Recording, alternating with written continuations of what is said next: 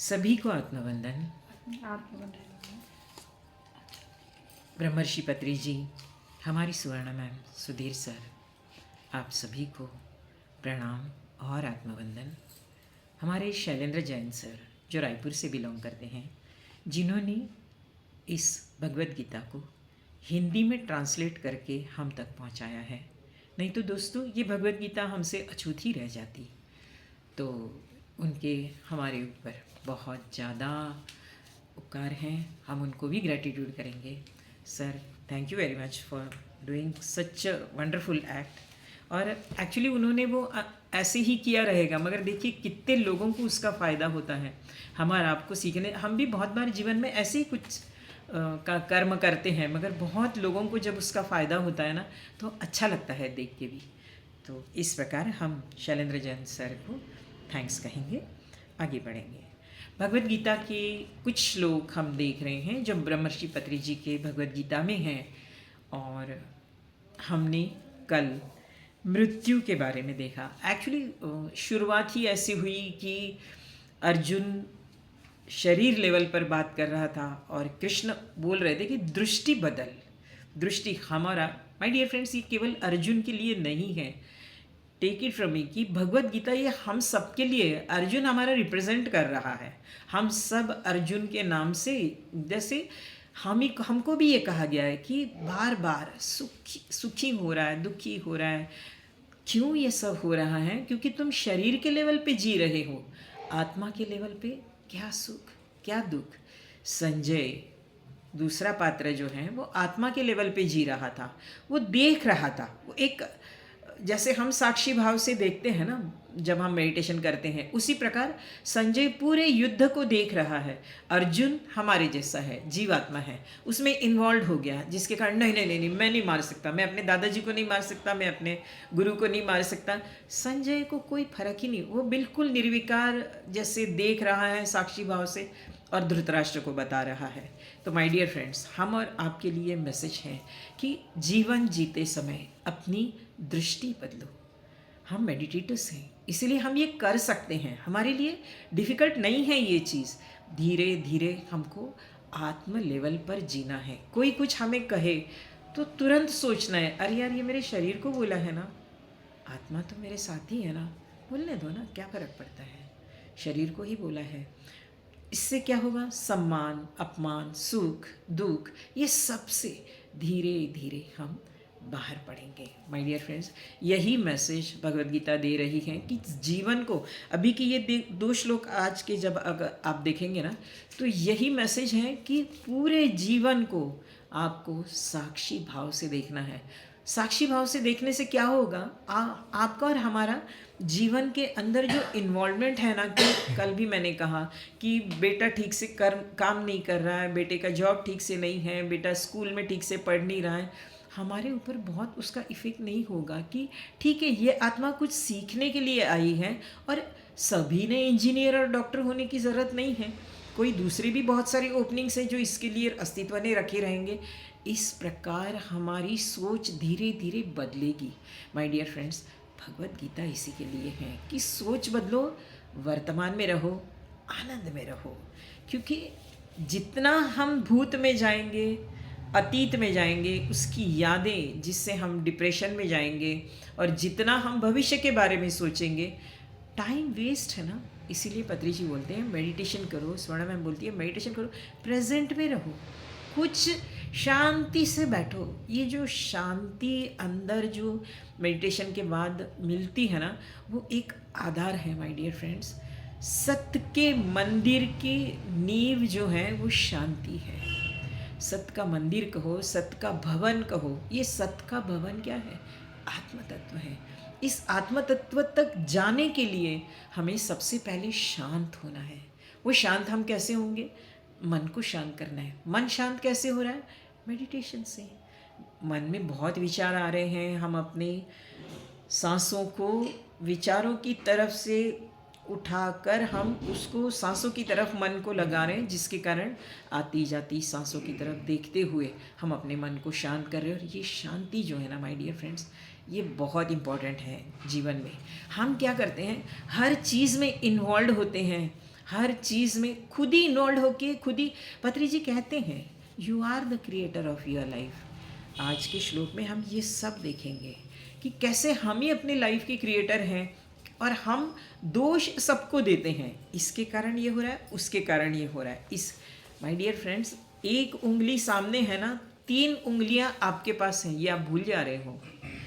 तो 1:3 रेशो है, तो हम भी उतने ही हम कुछ कर रहे हैं, इसीलिए वो इंसान वैसे कर रहा है, या तो हम उस इंसान को तवज्जो दे रहे हैं, वो कुछ भी करे हम उसको अंदर तक लेना, हमारा रिमोट हम दूसरे के हाथ में नहीं देना है, हमारा रिमोट हमारे हाथ में रखना है। वो चाहे तो हम गुस्सा करें, वो चाहे तो हम हंसे, क्यों नहीं, हम चाहे तो हम गुस्सा करें, हम चाहे तो हम हंसे।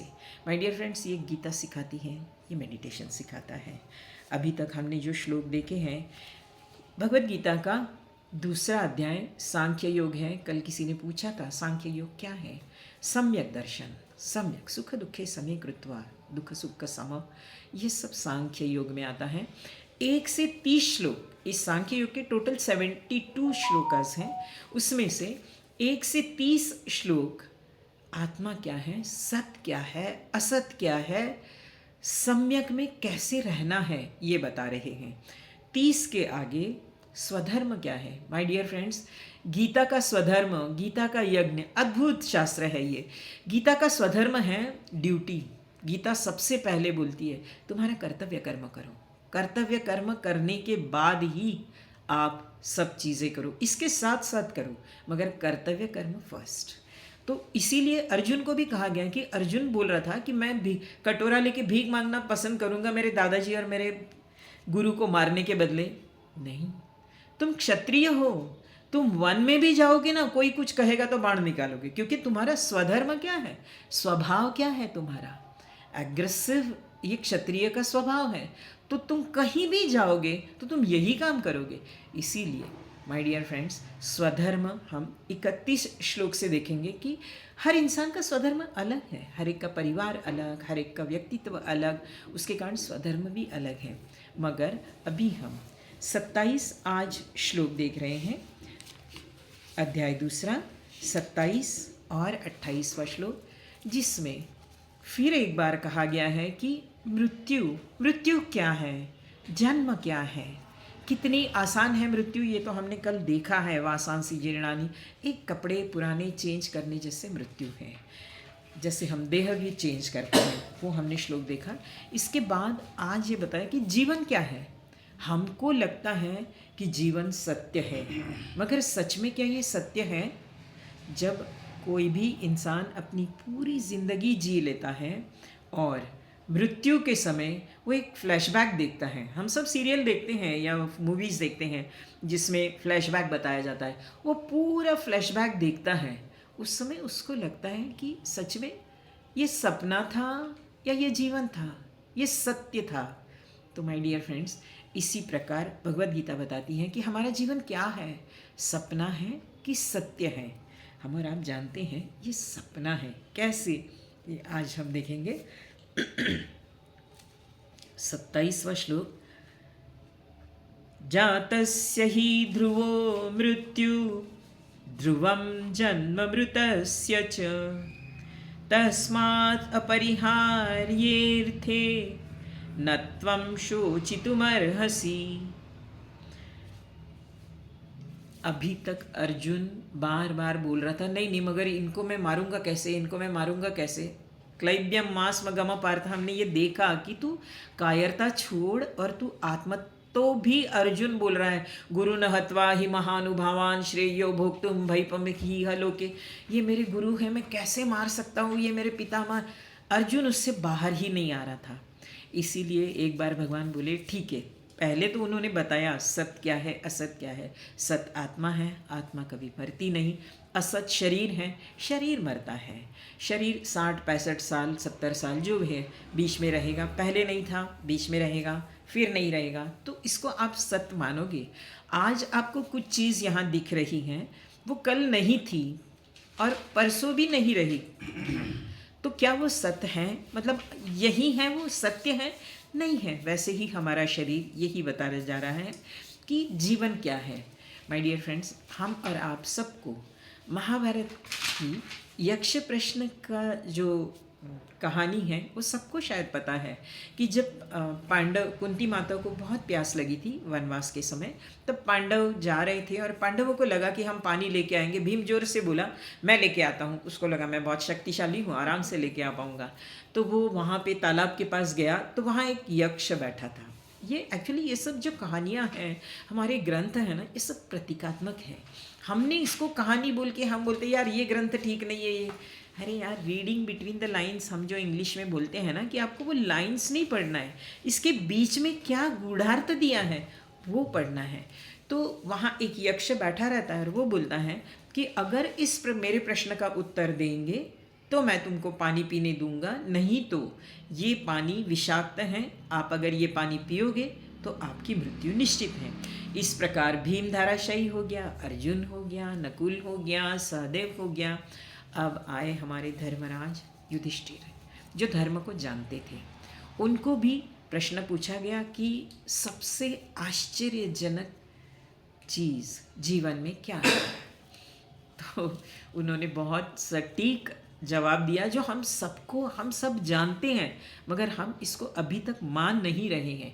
इसीलिए तो मेरा घर, मेरे बच्चे, मेरा ये, मेरा वाई, मेरा जेड, और उसको कोई टच करे तो फिर हमारा जो ये चलता है ना, जो रोल चलता है वो कुछ अलग ही रहता है माय डियर फ्रेंड्स। तो ये क्या है? यक्ष प्रश्न पूछने के बाद धर्मराज ने बताया कि सभी मृत्यु को प्राप्त होने वाले हैं। जीवन का एक आश्चर्य है, सभी लोग रोज देखते हैं, कोई बच्चा मर जाता है, कोई जवान मरा है, कोई बूढ़ा मरा है, मगर वो सब देखते हुए उसको लगता है कि मैं अमर हूँ, मैं मरने वाला नहीं हूँ। इसीलिए यहाँ आए हैं तो जितना हो सके हम सकेल रहे हैं। धन कहो, रिलेशंस कहो, रिश्ते कहो, सब। माय डियर फ्रेंड्स, ऐसा नहीं है कि हमको सब छोड़ के वन में जाना है, सब कुछ करना है, मगर अनासक्त भाव, कल भी मैंने कहा था, डिटैच्ड अटैचमेंट, अनासक्त आसक्ति। हमको साक्षी भाव से देखना है हर चीज़। इसीलिए हम मेडिटेशन, इतना आसान तरीका है मेडिटेशन करने का, मगर इससे फ़ायदा, बहुत अद्भुत फ़ायदा है माय डियर फ्रेंड्स। इस साक्षी भाव से देखने से धीरे धीरे जीवन शांत होने लगेगा, क्योंकि किसी चीज़ में आपका इन्वॉल्वमेंट नहीं रहेगा। अभी तक हम हर चीज़ में दौड़ दौड़ के जा रहे थे, अभी लगेगा नहीं ठीक है देख लेते हैं। जैसे मैंने एक बार वो कहानी बताई थी कि एक धोबी था जिसके ऊपर से एक संत जा रहे थे, कृष्ण दौड़ के गए, मदद करने दौड़ने लगे, उतने में साक्षी भाव से देख रहे थे कि वो क्या कर रहा है। वैसे ही हम और आपको इस जीवन में हर चीज़ को साक्षी भाव से देखना है माय डियर फ्रेंड्स। मृत्यु निश्चित है, मैंने उस दिन भी कहा था, जहाँ प्रोडक्शन है वहाँ एक्सपायरी डेट है ही। हर मेडिसिन की हम चेक करके लेते हैं। हम कभी अपनी एक्सपायरी डेट के बारे में सोचते हैं कि मेरी भी एक्सपायरी डेट आने वाली है, तो कम से कम मैं अभी से धीरे धीरे सब करना है। बच्चों को बड़ा करना है, ड्यूटीज़ करनी है, स्वधर्म पालन करना ही है, मगर डिटैच्ड अटैचमेंट ये रहे। और मृत्यु निश्चित है, मृत्यु निश्चित है, उसको एक्सेप्ट करना है कि मेरी भी एक दिन होने वाली है। इसीलिए हमको उस हिसाब से जीवन जीना है। हम अब बेहोशी जैसे जीवन जी रहे हैं, जैसे हैं, मस्त रहना है, स्वस्थ रहना है, मगर साक्षी भाव में रहना है माय डियर फ्रेंड्स। ऐसे नहीं है कि हमें वैराग्यवान जीवन जीना है, सब छोड़ के जाना है, ये कुछ नहीं करना है। भगवत गीता बिल्कुल इसके अगेंस्ट है। ऐसे रहता तो अर्जुन बोला था ना कि मैं जा रहा हूँ वन में, कृष्ण बोलते ले पकड़ और जा, मगर कृष्ण ये नहीं बोले युद्ध कर, तेरा कर्तव्य क्या है, तू युद्ध कर। इसका मतलब भगवत गीता युद्ध करने के लिए उसे प्रेरित कर रही है, ऐसे नहीं है। ये धर्म युद्ध था माय डियर फ्रेंड्स, जहाँ घर की बहुएं भी सुरक्षित नहीं थी। ऐसे अधर्मी पुरुष को मारना, केवल उस पुरुष को नहीं, उस पुरुष को जितने लोग साथ दे रहे हैं उन सबको बाद में हम देखेंगे। भगवत गीता में ऐसे लोगों को आतताई कहा है कि जो बिना सोचे समझे काम करते हैं। ऐसे आतताइयों को मारना बहुत ज़रूरी था उस समय, इसीलिए उसको ये धर्म युद्ध करने के लिए प्रेरित किया गया है। हम और आपको भी स्वधर्म निधनम श्रेय, हम देखेंगे अपने धर्म क्या है। धर्म मतलब हिंदू मुस्लिम सिख नहीं, धर्म मतलब मेरा कर्तव्य क्या है, मेरी ड्यूटी क्या है, और मेरी ड्यूटी मैं ही करूँगा, उसकी ड्यूटी वो करेगा। अभी जैसे अर्जुन को कहा है कि युद्ध कर, मगर वही अगर अंगुलीमाल को भगवान बुद्ध कहते कि तू मार, तो वो उसका धर्म नहीं था, अंगुलीमाल का धर्म अलग था, उसको हिंसा से बचाना था। मगर यहाँ धर्म युद्ध की ज़रूरत थी, इसलिए अर्जुन को कहा गया कि तू युद्ध कर। माय डियर फ्रेंड्स, इस प्रकार हम सब मृत्यु को याद रखें। एक भगवान, छोटी सी कहानी और बताऊं। भगवान बुद्ध के पास एक माता आई थी, उसका इकलौता बेटा था जिसकी मृत्यु हो चुकी थी। बुद्ध के पास आके बोली कि आप तो सब कुछ कर सकते हो, आप तो भगवान हो ना, तो मेरे इस बच्चे में प्राण ला दो ना। तो हंसने लगे बुद्ध। बुद्ध बोले जिसका जन्म है ना उसका मृत्यु निश्चित है माँ। एक काम करो, इस गांव में ना ऐसे घर से सरसों दाने ला के दो जिस घर में आज तक मृत्यु हुई ही नहीं है। माता बोली इतनी सी बात, ठीक है मैं अभी निकलती हूँ। माता निकली, पूरे घर घर देख रही हैं, पूछ रही हैं, सब बोल रहे हैं नहीं हमारे घर में कुछ सालों पहले ये हुआ है, इनकी मौत हुई है, इनकी मृत्यु हुई है। तब उनको समझ में आया, तब वो बुद्ध के पास आके शरणागत होके कही कि मेरी गलती हुई है, मृत्यु निश्चित है। और फिर बुद्ध ने उनको बताया कि माता अभी तक तुम्हारे साथ जो ये पुत्र था ना, गरीब थी वो, अभी उसका जो जन्म हुआ है वो एक अच्छे घर में हुआ है। क्या तुम चाहते हो अपना पुत्र ऐसे ही गरीबी में रहे आपके साथ, या संपन्न परिवार में रहे? बोली नहीं नहीं, मैं चाहती हूँ वो संपन्न परिवार में रहे। तो इसीलिए फिर उसने उस दिन से शोक करना बंद कर दिया और वो भी बुद्ध की भिक्षुणी बन गई। माय डियर फ्रेंड्स, इस प्रकार मृत्यु को हमें हमेशा याद रखना है। जातस्य ही ध्रुवो मृत्यु, ध्रुवम, ध्रुव मतलब निश्चित, जातस्य मतलब जन्म, जिसका जन्म हुआ है, ध्रुवो उसकी मृत्यु निश्चित है, और जिसकी मृत्यु हुई है उसका फिर से जन्म निश्चित है। आप बोलोगे ऐसे क्यों, जब मृत्यु हुई है तो हम फिर से जन्म नहीं लेंगे? माय डियर फ्रेंड्स, हम और आपकी कर्मों की आसक्ति, कर्मों की इच्छा, कल भी मैंने एक सेंटेंस कहा था कि इच्छा शक्ति और प्राण शक्ति, जिस दिन हमारी इच्छा शक्ति शून्य हो जाएगी उस दिन हमारी प्राण शक्ति भी शून्य होगी और हमें मोक्ष प्राप्ति मतलब फिर से जन्म नहीं लेना पड़ेगा। मगर जब तक कर्मों के प्रति आसक्ति है, परिवार के प्रति आसक्ति है, कुछ द्वेष है, कुछ मान की अपेक्षा है, कुछ सम्मान की अपेक्षा है, अपमान किया है तो उससे कुछ बदला लेने की है, सब जब तक है ना, मैंने पहले ही दिन कहा, हृदय दौर्बल्यम, कामना, क्रोध, मद, मोह और मत्सर, ये 6 चीज़ें जब तक हमारे अंदर हैं तब तक बार बार पुनरपि जननम पुनरपि मरणम पुनरपि जननी जठरे शयनम, उल्टा लटको 9 महीना, उल्टे बाहर आओ, और फिर बाहर आने के बाद क्या क्या झेलना पड़ता है ये हम ही को पता है। तो ये सब रोकने के लिए हम भगवद गीता का स्वाध्याय करेंगे, मेडिटेशन करेंगे, जिससे हमको ज्ञान होगा कि क्या कर्म करना चाहिए। क्या मैं केवल अपने लिए कर्म कर रहा हूँ या दूसरों के लिए कर्म कर रहा हूँ? माय डियर फ्रेंड्स, केवल अपने लिए कर्म करके कमा के खाने वाले को भगवद गीता स्तेन, चोर कहती है। हमारा जो भी उत्पन्न है, जो भी हमारी कमाई है, उसमें कि 5% या 10% हमें कहीं ना कहीं दान में लगाना है। ऐसे नहीं कि आप किसी संस्था को ही दो, आपको जो ठीक लगे, कुछ पशु पक्षी आपके घर के अड़ोस पड़ोस में हैं उनको खिला दो, कुछ न कुछ दान देते रहो, श्रम दान करो। तो ये दान बहुत ज़रूरी है। इसीलिए उससे क्या होगा, हमारे कर्म कटेंगे। कल भी मैंने कहा था कि आत्मा उन्नत होना बात अलग है, कर्म काटना बात अलग है। हमें अपने कर्म काटने बहुत ज़रूरी है। हमें अंदर के जो ये षड विकार है उससे बाहर आना ज़रूरी है। ये होगा ज्ञान से और ध्यान से। क्योंकि क्या करना चाहिए क्या नहीं करना चाहिए ये हमें भगवद गीता जैसे ग्रंथ बताएगा। और भी कई पुस्तकें स्वर्ण मैम रेकमेंड करती हैं, सुधीर सर हमारे रेकमेंड करते हैं, बताया जाता है। ब्रह्मर्षि पत्री जी की कई पुस्तकें हैं जिसका हम स्वाध्याय करने से हमें ज्ञान प्राप्त होगा।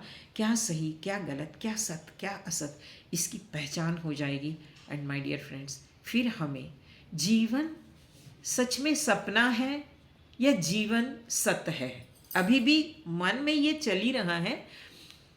एक बार एक राजा था, उसका इकलौता पुत्र जो मृत्युशैया पे था, और वैद्य ने कहा कि आज रात को इसकी मौत निश्चित है।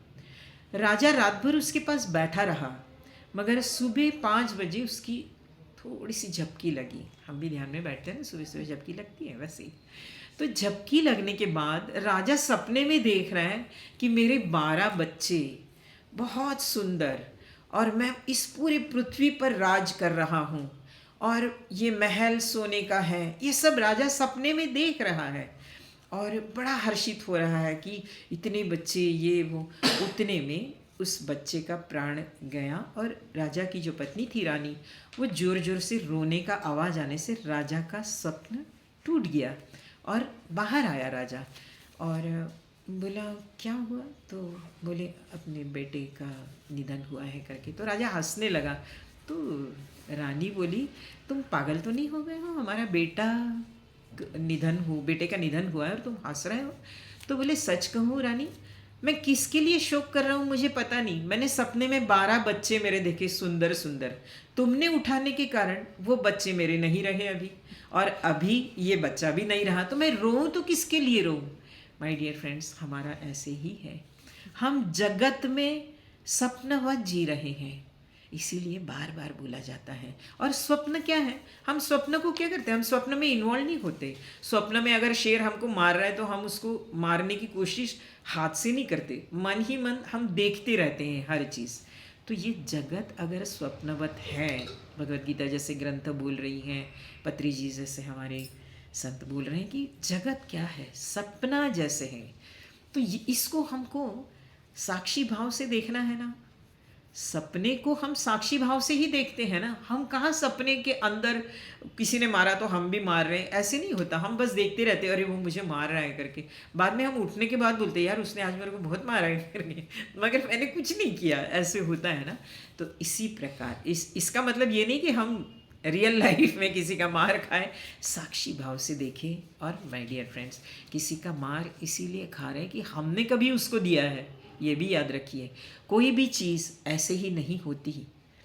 हम जैसे पहाड़ी में जाते हैं और हमारा नाम पुकारते हैं तो बहुत सारे इकोज़ हमको सुनाई देते हैं। जीवन भी वैसा ही है, जो हम कर रहे हैं वही हमारे पास आ रहा है। बस हम भूल गए हैं कि ये मैंने किया है, हम उसको दोष देते रहते हैं कि तूने ये किया, तूने ये किया, तुमने ये किया, मैंने नहीं किया, तुमने किया। तुमने ही किया है। We are the creator of our own life. Patri ji कहते हैं, स्वर्ण मैम कहती है, फॉर एग्ज़ाम्पल हम अभी अपने पत्नी से त्रस्त है, समझो, है ना। एक समय में वो हमको चंद्रमुखी लगती थी, हमको इतनी अच्छी लगती थी, धीरे धीरे वो सूर्यमुखी हो गई, बाद में वो ज्वालामुखी हो गई। तो हम परेशान हैं अभी उस ज्वालामुखी।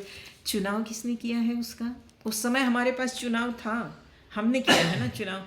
तो किसने ये सब बला ली है अपने पास? हमने ली है। ये भी नहीं है, हमने इसीलिए ली है क्योंकि कुछ पिछले जन्म के हमारे कर्म, उनके मजाक के तौर पर ठीक है, मगर आप अगर उसको गहराई से सोचोगे तो हमारे कुछ कर्म उस व्यक्ति के साथ जुड़े हैं और वो व्यक्ति हमें कुछ सिखाने आया है। ये चक्र है माय डियर फ्रेंड्स। हम यहाँ आते हैं, उसके बाद स्वर्गलोक जाते हैं, उसके बाद फिर यहाँ आते हैं। यहाँ आने के 7 लोक हैं, वहाँ अलग अलग लोक में जाते हैं। मैंने जस्ट एक एग्जांपल करके स्वर्गलोक दिया है। वहाँ जाके हम फिर आते हैं, इसीलिए आते हैं कि ये आत्मा को कुछ सीखने के लिए यहाँ भेजा जाता है। पूरे परिवार को वो ही चॉइस करती, वो आत्मा ही चॉइस करती है कि मुझे ये बेटा चाहिए, मुझे ये वाइफ चाहिए या हस्बैंड चाहिए, मुझे ये और यहाँ आके हम फिर परेशान, फिर हमारा होमवर्क आधा रह गया, फिर जाओ फिर आओ नीचे। तो माय डियर फ्रेंड्स, हम मेडिटेशन करें, स्वाध्याय करें, साक्षी भाव से। दे रहा है ना गाली, दे। मैंने शायद तुमको पहले दी है, इसीलिए ये अभी मुझे आ रहा है। बार बार यही कहते रहो। और शरीर को ही बोल रहे हो ना, आत्मा तो मेरे साथ है, मैं तो मस्त हूँ आत्मा के साथ। बोलो जो बोलना है जिसको। तो माय डियर फ्रेंड्स, हमेशा कुछ मेरे भी जीवन में ऐसे घटना अभी एक 6 महीना पहले हुई थी। मैं भी बहुत इमोशनल हुई, मैम को बोली। मैम ने भी कुछ ये किया, मगर मैम ने एक मुझे बहुत अच्छा मैसेज किया। Ma'am, you are a spiritual soul, react in that way. पूरी भगवत गीता सामने लाई कि आप आध्यात्मिक आत्मा हो, नॉर्मल आत्मा नहीं हो। एक आध्यात्मिक आत्मा कैसे बिहेव करता है, उस तरीके से आपको बिहेव करना है। आपको आतताई किसी भी चीज़ पे नहीं होना है, किसी को भी कुछ बोलना नहीं है, आपको साक्षी भाव से देखना है। ये एनलाइटन पर्सन्स के छोटे छोटे मैसेजेस भी हमको बहुत कुछ कर जाते हैं हमारे जीवन में, बस हम उसको समझे। कल मैंने जैसे कहा कि हम समझ नहीं पा रहे। कृष्ण अर्जुन के साथ था, मगर कृष्ण को समझ नहीं पाया, और कभी इधर कभी उधर। हमारा भी ऐसे ही होता है, मगर धीरे धीरे होगा। अभी जो चर्चा चल रही थी कि हम एक आश्रम बनाएंगे, सब इकट्ठा रहेंगे, तो जब हम हमेशा उनके साथ रहेंगे तो माय डियर फ्रेंड्स, अपने आप वो सब चीज़ें धीरे धीरे हमारे जीवन में आने लगेगी। हम जीवन को साक्षी भाव से देखेंगे, जिसके कारण जीवन शांत होगा। 28वां श्लोक, इसी श्लोक का आगे तुष्टिकरण किया है हमने। अभी के श्लोक में देखा कि अर्जुन बार बार बोल रहा था कि नहीं नहीं, ये मरेंगे ये मरेंगे। अच्छा ठीक है, तू अपन बच्चों को समझाते हैं ना, इसलिए इसके पहले के श्लोक में बोला है अथ चैनम। अथ मतलब ठीक है, तू बोल रहा है ना। 26वें श्लोक में उन्होंने कहा अथ चैनम नित्य जातम। ओके, तू बोल रहा है ना कि ये मर रहे हैं, मगर मरेंगे तो फिर जन्म लेंगे ना, ये कहाँ हमेशा के लिए जा रहे हैं। इस प्रकार कृष्ण समझा रहे हैं। ये 2 श्लोक ऐसे समझाने के लिए हैं कि अथ ठीक है, जातस्य, तुम बोल रहे हो कि उनकी मृत्यु होगी। ओके, मृत्यु होगी, मृत्यु के बाद फिर आएंगे, वो फिर जाएंगे। अपना होमवर्क कंप्लीट होते तक, अपने कर्मों की प्रति आसक्ति खत्म होते तक हम आते जाते रहेंगे। सो माय डियर फ्रेंड्स, अगला अध्याय कर्मयोग ही है। 3, 4, 5, 3 और 4 में ज़्यादा करके कर्म क्या है, हम जो कर रहे हैं वो कर्म है। कर्म योग क्या है, कैसे कर्म करने चाहिए, हमें स्पष्ट भगवद गीता देती है। माय डियर फ्रेंड्स, ये ना सच में मैनुअल है जीवन जीने का, कि क्या करने से आपको मुक्ति की, जीते जी मुक्ति की प्राप्ति हो सकती है।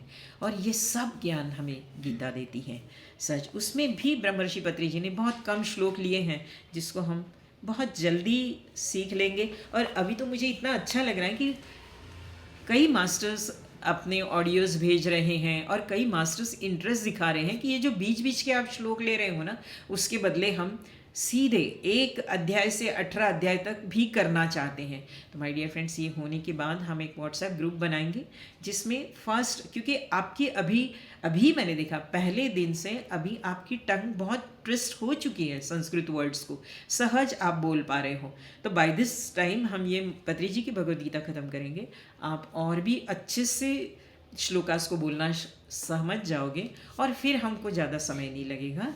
हर श्लोक 5 से 7 मिनट में हो जाएगा। इस प्रकार एक वो भी अभियान बाद में चलाएंगे। तो अभी हम 28वां श्लोक जो है, 27 अभी हमने देखा, जातस्य ही ध्रुवो मृत्यु ध्रुवम जन्म मृतस्य च तस्मात् अपरिहार्येऽर्थे न त्वं शोचितुमर्हसि। 27वां श्लोक था। आज का 28वां श्लोक हम पढ़ रहे हैं। अव्यक्तादीनि भूतानि व्यक्तमध्यानि भारत अव्यक्तनिधनान्येव तत्र का परिदेवना। हे अर्जुन, ये जो शरीर है ना, ये हमने पहले भी देखा है, देहांतर प्राप्ति, फिर ये जनाधि, पहले भी नहीं थे, मैं भी नहीं था, तुम भी नहीं थे, ऐसे नहीं हैं, ये देखा था हमने। अभी बोल रहे हैं कि तुम्हारा शरीर पहले नहीं था, अभी है। शरीर पहले नहीं था, अभी है, बाद में भी नहीं रहेगा। हम सबका पहले नहीं था, अभी है, बाद में भी नहीं रहेगा। तो शरीर कैसे हुआ माय डियर फ्रेंड्स? असत हुआ। असत का अस्तित्व कुछ क्षणों तक रहता है, जैसे समुद्र की तरंगे, समुद्र में उठने वाले बुदबुदे, ये कुछ क्षणों तक रहते हैं, वो फूट जाते हैं। वैसे ही हम और आप, वहाँ 60-65 सेकेंड्स है, यहाँ 60-70 ईयर्स है, फ़र्क इतना ही है। और ये 60-70 ईयर्स भी माय डियर फ्रेंड्स बहुत छोटी अवधि है। जब आप अगर देखोगे कि 40,000 बिलियन ईयर्स के पहले से सूर्य आया है, 4,000 बिलियन ईयर्स से पहले से पृथ्वी है, हम तो 60 साल 65 साल के पहले से हैं। मतलब कितना छोटा अवधि है as compared to those figures. वो फिगर्स कितनी बड़ी हैं। वैसे ही जैसे हमारे सामने चींटी का जन्म बहुत कम एज का है, वैसे ही उस गैलेक्सी का अगर हम सोचेंगे तो 100 ईयर्स या 70 ईयर्स जो कुछ है वो बहुत छोटी अवधि है। तो उस छोटी अवधि में व्यक्त था, उसके पहले भी नहीं था, उसके बाद में भी नहीं रहेगा। तो फिर किस चीज़ के लिए तुम शोक कर रहे हो? माय डियर फ्रेंड्स, रामायण में एक प्रसंग है, बाली की मृत्यु होती है। सुग्रीव बाली दोनों भाई भाई रहते हैं, और बाली सुग्रीव की पत्नी को अपनी पत्नी समान अपने राज्य में ले जाता है, सुग्रीव को मारने दौड़ता रहता है। इसीलिए जब सुग्रीव भगवान से मिलते हैं हनुमान के थ्रू, तो हम इस सब का भी आध्यात्मिक अर्थ देखेंगे। भगवान राम आत्मा है, हनुमान प्राणवायु हैं, बाली जीवात्मा है, दुष्ट आत्मा है, सुग्रीव भीरु आत्मा है, जीवात्मा है जो डरा हुआ है। तो सुग्रीव जब राम जी को मिलते हैं तब वो बोलते हैं कि ये बाली के सामने मैं कुछ नहीं कर सकता, क्योंकि इसको एक वरदान है, इसके सामने जो खड़ा रहता ना उसकी आधी शक्ति इसको मिल जाती है, तो मैं कैसे मार सकता हूँ इसको। तो फिर भगवान राम आत्म तत्व जो है वो पेड़ के पीछे छुपकर उसको बाण मारते हैं। जब बाली मर जाता है उस समय तारा उसकी पत्नी जो है वो विलाप करती है। तब भगवान राम जो आत्म तत्व है वो बताते हैं कि किस चीज़ के लिए विलाप कर रही है। जीवात्मा अमर है, शरीर पंचभूत से बना हुआ तेरे सामने पड़ा है, तो तू किस चीज़ के लिए शोक कर रही है। तब उसे ज्ञान होता है। माय डियर फ्रेंड्स, इस प्रकार एनलाइटन पर्सन हमको समझाते रहते हैं कि हमारा शरीर असत है, आत्मा सत है। हमको आत्मदृष्टि से जीवन जीना है, हमको साक्षी भाव में जीवन जीना है। साक्षी भाव में जीवन जीने से धीरे धीरे जीवन में शांति आएगी, और इस शांति के आधारशिला पर उस तत्व जो सत तत्व है ना, उसको उसके मार्ग पर हम चलेंगे। मगर सबसे पहले शांति चाहिए, उसके लिए मेडिटेशन चाहिए, ज्ञान चाहिए, संत संगति चाहिए। आज बस इतना ही, कल फिर हम मिलते हैं। कल 2 ही श्लोक बचे हैं, 1 से 30 आत्मा के बारे में जो कहा गया है उसके बारे में, 29 और 30। उसके बाद हम स्वधर्म, ये टॉपिक पूरी तरह से चेंज हो जाएगा। माय डियर फ्रेंड्स, इस प्रकार आज का सत्र यही ख़त्म करते हैं। धन्यवाद। आप सभी के कारण मुझे भगवद गीता की एक और बार सेवा करने का मौका मिला। धन्यवाद।